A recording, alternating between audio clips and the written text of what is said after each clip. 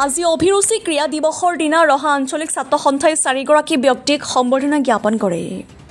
আজি অৰ্জুন বঁটা প্ৰাপক ভোগেশ্বৰ বৰুৱাৰ জন্মদিন 3 ছেপ্টেম্বৰত অভিৰুচি ক্ৰীড়া দিৱস হিচাপে পালন কৰা হয়। ৰাজ্যৰ বিভিন্ন প্ৰান্তত অভিৰুচি ক্ৰীড়া দিৱস পালন কৰাৰ সমান্তৰালকৈ সদৌ অসম ছাত্ৰ সন্থাৰ ৰহা আঞ্চলিক সমিতিৰ সভাপতি সঞ্জয় কুমাৰ কাকতি আৰু সম্পাদক ভাৰত বৰুৱাই অভিৰুচি ক্ৰীড়া দিৱস উপলক্ষে যোগগুৰু ৰামনিবাস শৰ্মা, ৰহা বৌদ্ধ ধৰ্মা কাৰাটে ক্লাবৰ মুখ্য প্ৰশিক্ষক তথা 3 ডান ব্লেক বেল্ট নৃত্য কুমাৰ পাটৰ, সমৰ কলাত সোণৰ পদক প্ৰাপ্ত কৰি গৌৰৱ কঢ়িয়াই অনা দিব্যজ্যোতি দাস আৰু ৰহা কাৰাটে ক্লাবৰ প্ৰশিক্ষক তথা 9বাৰ ৰাজ্যিক আৰু 2বাৰ নৰ্থ ইষ্ট সোণৰ পদক লৈ গৌৰৱ কঢ়িয়াই অনা অংকুৰ দাসক এখনি ফুলাম গামোচাৰে সম্বৰ্ধনা জনায়। ৰহাৰ পৰা নৱজ্যোতি ভূঞাৰ ৰিপৰ্ট, JNKD নিউজ। 1964 চনতে আপোনাৰ 800 মিটাৰ ৰিলেত আপোনাৰ এছিয়ান গেমছত আমাৰ অসমৰ সন্তান শ্ৰীযুত ভোগেশ্বৰ বৰুৱা ডাঙৰীয়াই গোল্ড মেডেল ল'বলৈ সক্ষম হৈছিল। আৰু তেতিয়াৰ পৰা এই 3 ছেপ্টেম্বৰ দিনটো আমাৰ ভোগেশ্বৰ বৰুৱাৰ স্মৰণ কৰি অভিৰুচি ক্ৰীড়া দিৱস হিচাপে অসমত পালন কৰি আহিছে। আৰু আজি আমি ৰহা আঞ্চলিক ছাত্ৰ সন্থায়ো ৰহাৰে সন্তান শ্ৰীযুত নৃত্য পাটৰ ডাঙৰীয়াই বুদ্ধিড্ৰামা এটা কাৰাটে ক্লাব তেওঁক জন্ম দিছে আৰু সেই ক্লাবৰ শ ল'ৰা ছোৱালীক তেওঁ প্ৰশিক্ষণ দিছে ৰহা অঞ্চলৰ পৰা বিভিন্ন অঞ্চলৰ। আৰু সেই আমাৰ অঞ্চলৰ ল'ৰা ছোৱালীসকলে দেশ বিদেশতো মেডেল লৈ আহি আমাৰ অসমলৈ গৌৰৱ কঢ়িয়াই আনিছে। এই শুভক্ষণত আমি ৰহা আঞ্চলিক ছাত্ৰ সন্থাই শ্ৰীযুত নৃত্য পাটৰ ডাঙৰীয়াক এখন গামোচাৰে অভিনন্দন জ্ঞাপন কৰিছোঁ। লগতে ৰহাত যোগৰ ঘৰে ঘৰে বিয়পোৱাত যথেষ্ট অৰিহণা আছে শ্ৰীযুত ৰামনিবাস শৰ্মাজী। তেখেতৰ বহুতো ষ্টুডেণ্টে যোগৰ বিভিন্ন জেগাত তেওঁ মেডেল লৈ আহিবলৈ সক্ষম হৈছে। তেখেতকো আজি আমি এখন গামোচাৰে অভিনন্দন জনাইছোঁ।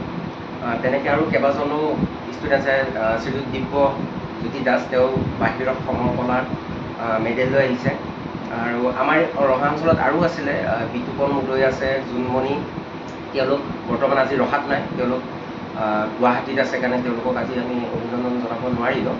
আৰু এই ক্ষেত্ৰত এটা কথা ক'ব বিচাৰোঁ যে বৰ্তমান ড্ৰাগছ হওক বা নিচাযুক্ত দ্ৰব্যত আমাৰ যুৱ প্ৰজন্ম কৰাল গ্ৰাসত সোমাই পৰিছে।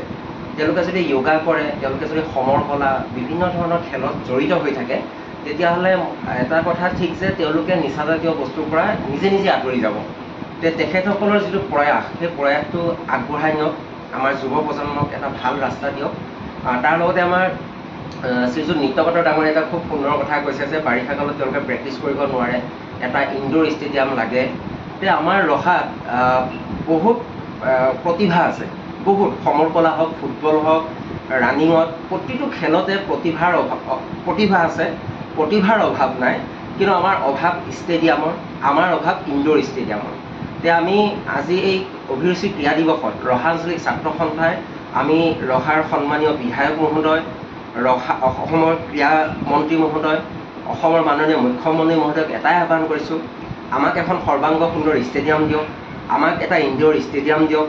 তাত যাতে আমাৰ প্ৰশিক্ষকসকলে সুন্দৰভাৱে আমাৰ উঠি অহা প্ৰজন্মক প্ৰশিক্ষণ দিব পাৰে আৰু আমাৰ ল'ৰা ছোৱালীসকল যাতে বেয়া বস্তুৰ পৰা, নিচাজাতীয় বস্তুৰ পৰা আঁতৰি থাকিব পাৰে আৰু খেলৰ জৰিয়তে মেডেল লৈ আহি অসম তথা ভাৰতলৈ যাতে গৌৰৱ কঢ়িয়াই আনিব পাৰে, আমি তাৰে কামনা কৰিছোঁ। আৰু অভিৰুচি ক্ৰীড়া দিৱসত এইটো আমি অসম চৰকাৰলৈ আহ্বান কৰিম। আমাৰ আছু কাকতি নগাঁও জিলাৰ উপসভাপতি আৰু ৰহাৰ সভাপতি আৰু মোৰ লগতে ভাৰত বৰুৱা মৰমৰ ভাইটি, এই ভাইটি আমাৰ ৰহাৰ ছেক্ৰেটাৰী।